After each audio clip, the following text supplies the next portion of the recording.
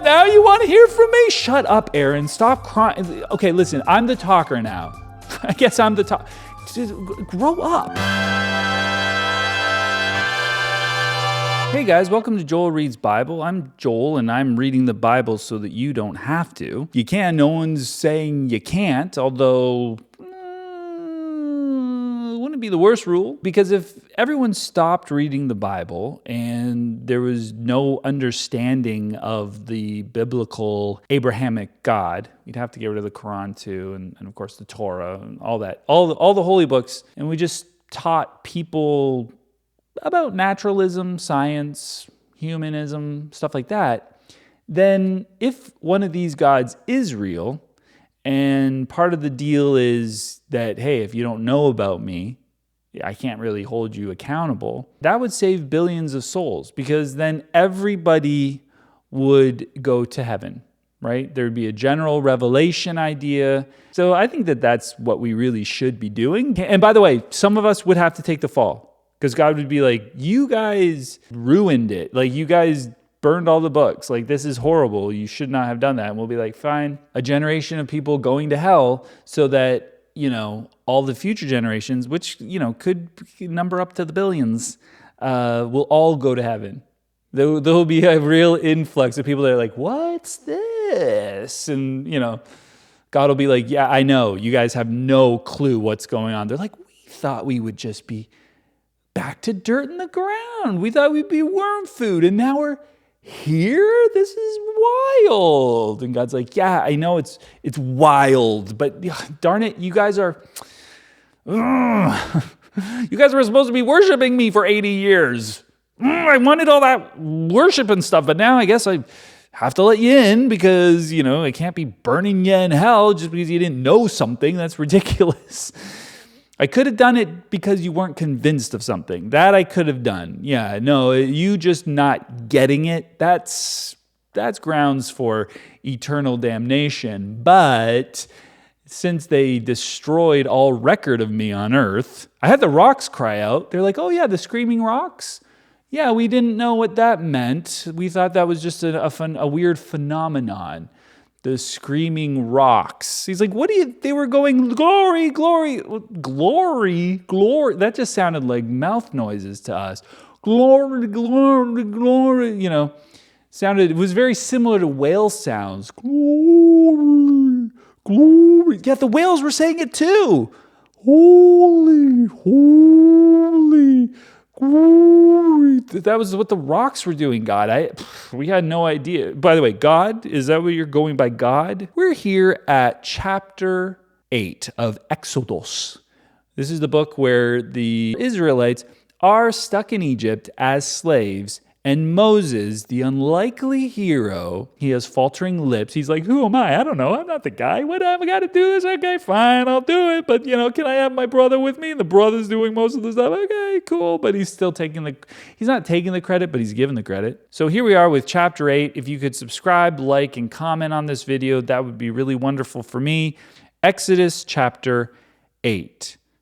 Then the Lord said to Moses, go to Pharaoh and say to him, this is what the Lord says, let my people go, so that they may worship me. If you refuse to let them go, I will plague your whole country with frogs. The Nile will teem with frogs. The bloody Nile. By the way, the previous chapter, there was all sorts of blood in the Nile. I don't know if this is going to go back to water and now the frogs come out. I don't know how long does the blood last. Doesn't really say that, but if it was just like a weekend, they're like, oh, that sucked. All right, well, okay, everything's back to normal. Great, okay, cool. Not too scary, and my magicians can do the same thing. So, a nice try. The Nile will teem with frogs. They will come up into your palace and your bedroom and onto your bed, into the houses of your officials and on your people, and into your ovens and kneading troughs. The frogs will go up on you and your people and all the officials. I find this funny because I would hate that. I would really hate frogs everywhere. I'd be like, oh, all these gross frogs. I hate it. Like, I hate it. They're going up on me. They're just like hopping everywhere. Get these freaking frogs away from me. Like, I would definitely be like that. But I also know that that's juvenile, right? Like, that's just so silly. Like, it's just like, ew, gross. Froggies? Like, it's silly to be like, and oh my God, they'll be in the bed, not the bed. Get the frogs out of the bed, It's going to be around the bread. It's going to be near the bread. All the slimy frogs. Like, it is gross, but it's also silly. It's also so childish to be, I'm scared of frogs, Then the Lord said to Moses, tell Aaron, stretch out your hand with your staff over the streams and the canals and the ponds and make frogs come up on the land of Egypt. Here come the frogs. So Aaron stretched out his hand over the waters of Egypt, and the frogs came up and covered the land. But the magicians did the same things by their secret arts. How are they so good? They also made frogs come up on the land of Egypt. So how do you know which frog is which? It's like, those are God's frogs, and then we're going to do frogs that are slightly darker. Just like a darker complexion on the frogs. It's teeming with frogs. Look at that. Look at that darker one. That's one of mine. That's one. Oh, that one's one of mine too. That one's one of mine too. Yeah, so I definitely did the same trick, Pharaoh. That mine are just slightly darker than the other teeth. Wait, that's similar color. Sorry, that one. Pharaoh summoned Moses and Aaron and said, pray to the Lord to take the frogs away from me and my people, and I will let your people go to offer sacrifices to the Lord. It's working, guys. It's working. Moses said to Pharaoh, I leave to you the honor of setting the time for me to pray for you and your officials and your people, that you and your houses may be rid of the frogs, except for those that remain in the Nile. So just the normal frogs, okay? And also, I don't think I should be responsible for the slightly darker frogs that your magicians materialized. How many of those were there? Well, I told them to limit it to 3 because I just don't want like 1,000 extra frogs just to prove a point. Is that so wrong? I just didn't want so many Egyptian frogs, you know what I mean? So yeah, we didn't do that many frogs. Tomorrow, Pharaoh said, that's quick. Moses replied, it will be as you say, so that you may know there is no one like the Lord our God. The frogs will leave you and your houses, your officials and your people. They will remain only in the Nile. I'll tell you, an easy way to get rid of these frogs, if there's too many, is just to have the magicians turn the Nile into blood again, kill off some of that extra frog in there, and then turn it back to water. Apparently they know those secret arts. After Moses and Aaron left Pharaoh, Moses cried out to the Lord about the frogs he had brought on Pharaoh. And the Lord did what Moses asked. The frogs died in the houses, in the courtyards, and in the fields. They were piled into heaps, and the land reeked of them. But when Pharaoh saw that there was relief, he hardened his heart and would not listen to Moses and Aaron, just as the Lord had said.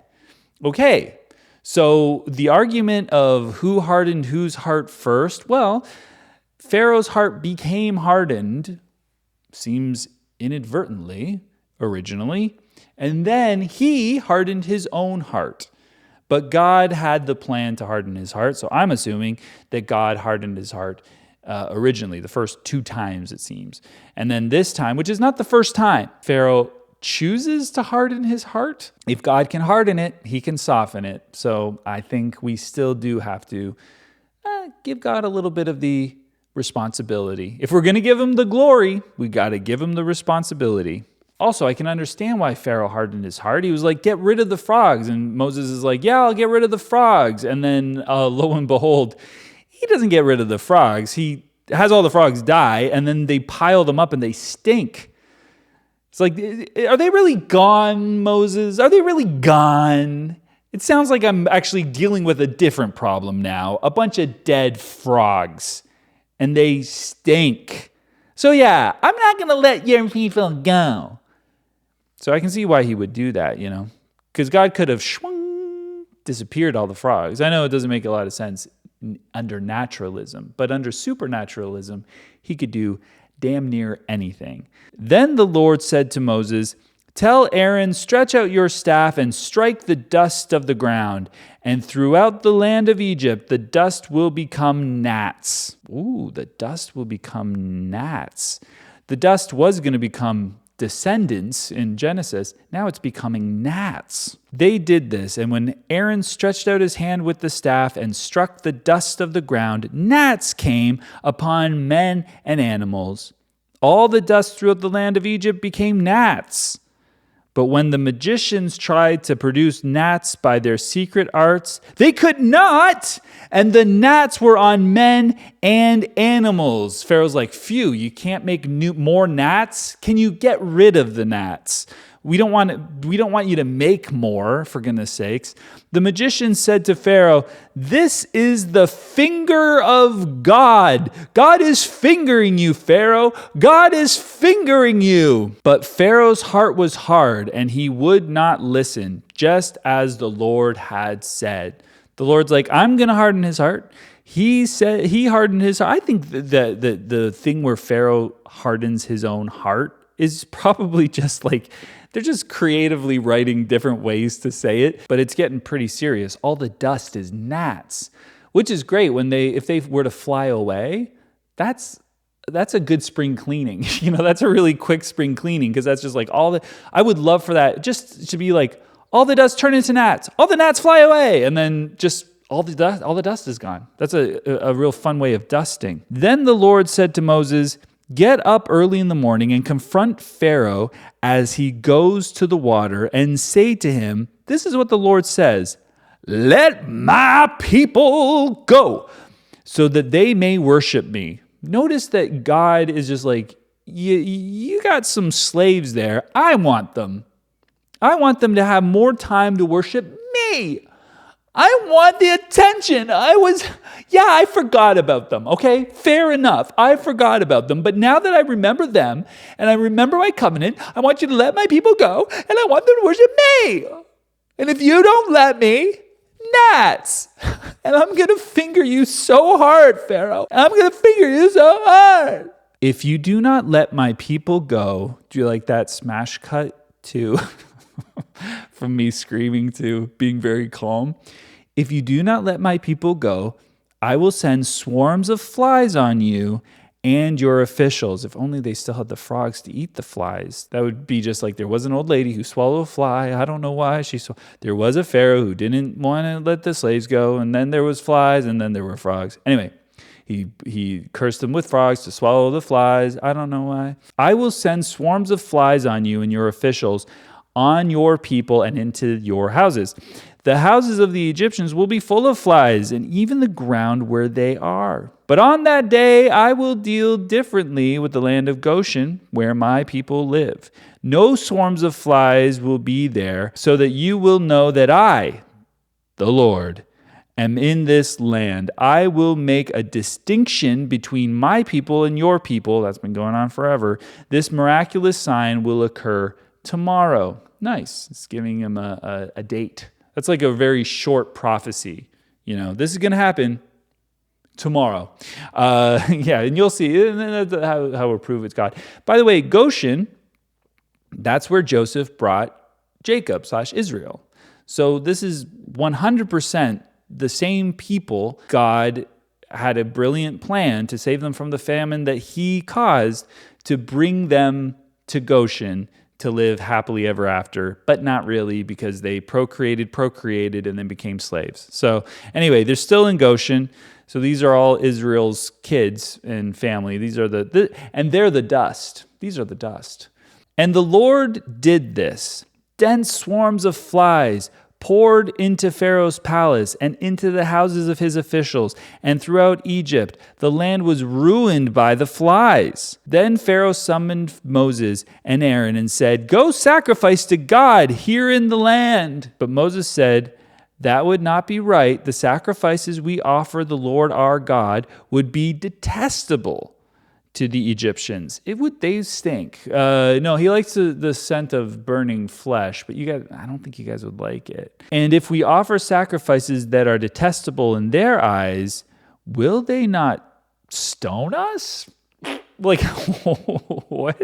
This is the only reason why we can't stay, because you guys won't really like these sacrifices and end up stoning us. So pretty sure that checks out. It's like they're making excuses, but the excuses are kind of like, they're slaves. Are we really worried about being stoned? They're like, just get back to work. They'll whip them. We must take a 3-day journey to the desert to offer sacrifices to the Lord our God as he commanded us. This is also a plan, obviously, or obvious to me, to get out while they can. And then when they're gone, they'll stay gone. They'll be like, we're just going to travel for 3 days, be right back. And then they just never come back. Pharaoh said, I will let you go to offer sacrifices to the Lord your God in the desert, but you must not go very far. Now pray for me. Moses answered, by the way, Moses is doing all the talking. Aaron is just like standing there with his staff going, I thought I was here for the talking. And Moses is like, I don't know, I guess I'm talking now, whatever. The narrative doesn't need to make exact sense. We can move all over the place. Things can change. You were supposed to be the talker. Now you're the staff guy. So relax. You're the magician. All right. My lips are not as faltery as we thought that they might be. But that's probably down to God. Moses answered, as soon as I leave you, I will pray to God, and tomorrow the flies will leave Pharaoh and his officials and his people. Only be sure that Pharaoh does not act deceitfully again by not letting the people go to offer sacrifices to the Lord. Then Moses left Pharaoh and prayed to the Lord, and the Lord did what Moses asked. The flies left Pharaoh and his officials and his people. Not a fly remained. But this time also, Pharaoh hardened his heart and would not let those people go. Pharaoh. So this is 2 times Pharaoh's hardened his own heart. 3 times his heart has just been hardened. Okay, so Pharaoh does less hardening than just happenstance hardening, but I don't think that happenstance hardening is happenstance. I think it's the sovereign God doing what he said he was going to do, which is harden Pharaoh's heart. So I guess that's where this chapter leaves us. I'm sure that Moses is going to do the right thing, and he's going to pray to God to get rid of them flies. And hopefully that's when Pharaoh's going to let them people go. I think we all know that's not going to happen. But I do like the trickery that Moses is trying to pull. We just want to go pray in the desert. And the Pharaoh's like, don't go too far so we can get you back, because I know you're going to try to run away. And Moses is like, we would never run away. What are you talking about? We would never run away. Right, Aaron? Aaron's like, am I allowed to speak now? I thought I was the speaker, okay? And all of a sudden, now you're asking me to say something? I thought I was just Mr. Staff Boy.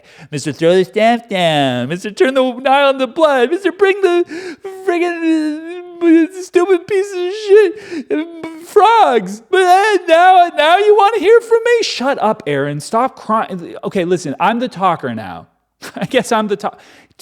Grow up.